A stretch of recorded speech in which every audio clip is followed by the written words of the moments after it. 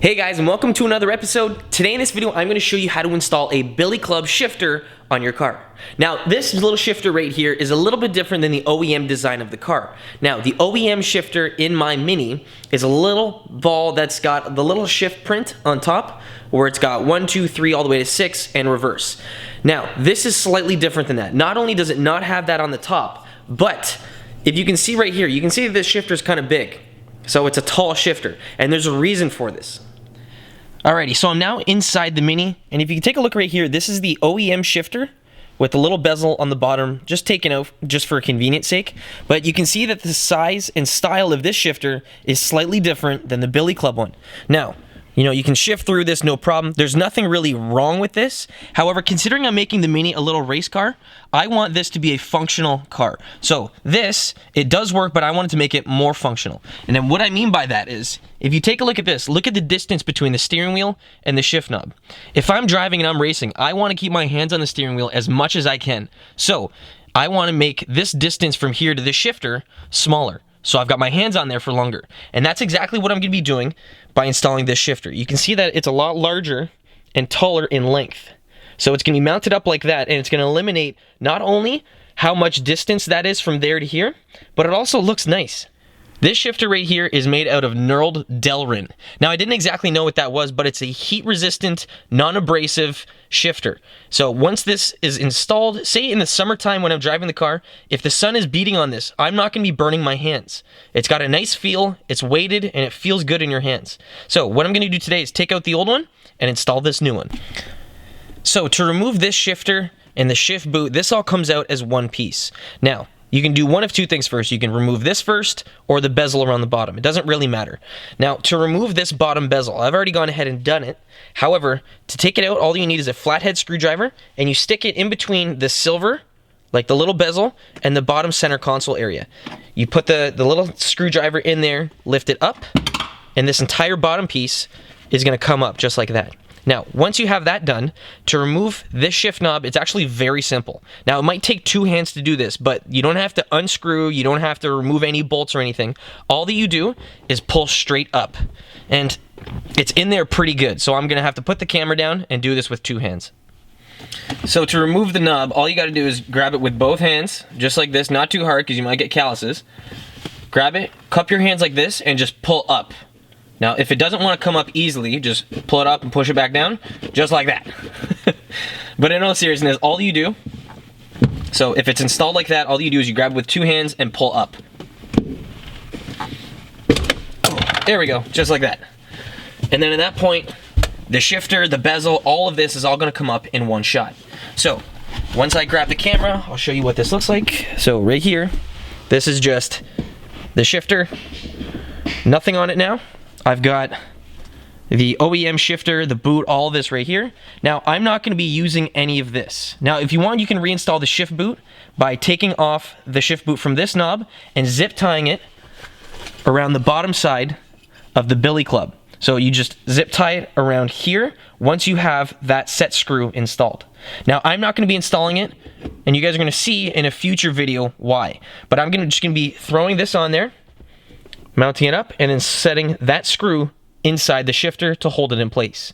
Now, it's up to you where you want that screw. There's only one of them, so you can have it so it's facing the side, maybe so it's facing away from you.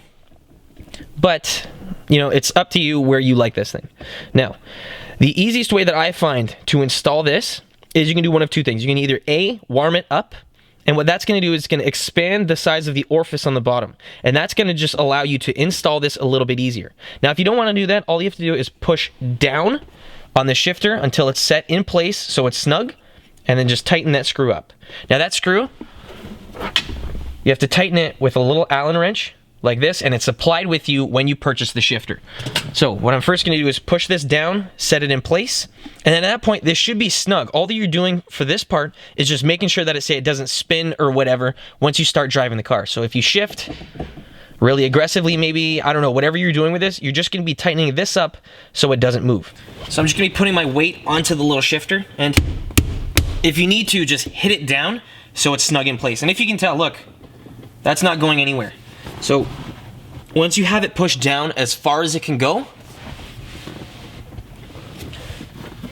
grab your little included Allen wrench and tighten up the little set screw. Now this doesn't need to be super tight, all that it needs to do is be snug. So, once you tighten that, like so, take that out and you're done.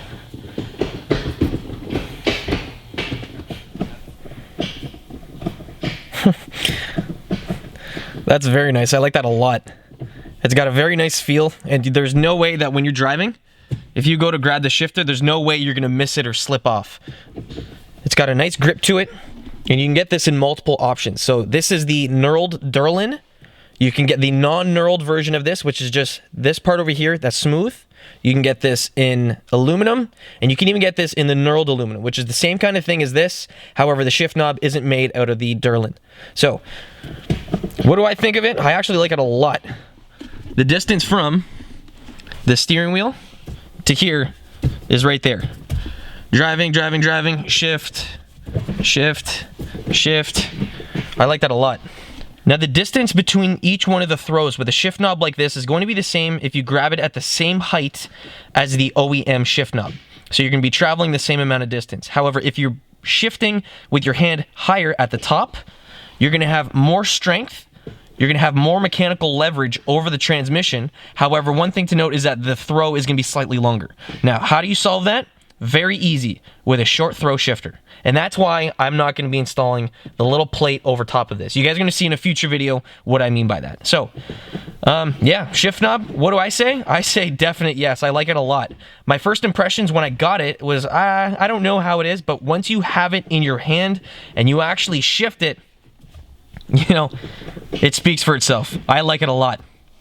Now, I feel a little bit dumb only because I've been calling the material that the shift knob is made out of incorrectly. It's actually pronounced Delrin, not Delrin. Now, it doesn't really matter. It's a hard polycarbonate plastic, non-abrasive, feels awesome in your hands. Now, I'm probably going to be picking up another one of these for my Accord only because I really love how nice it actually shifts through each one of the gears.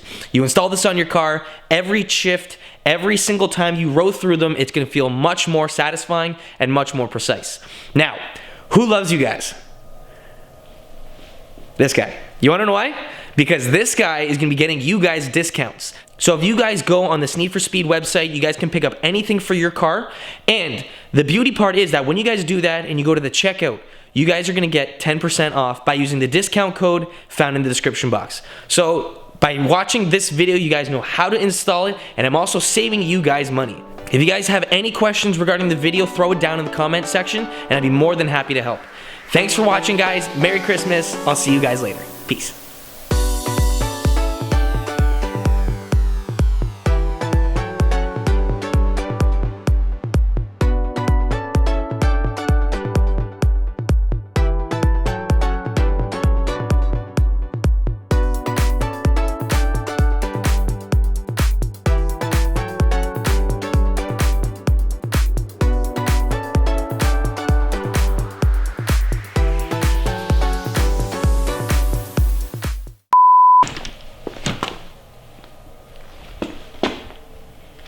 What is all this?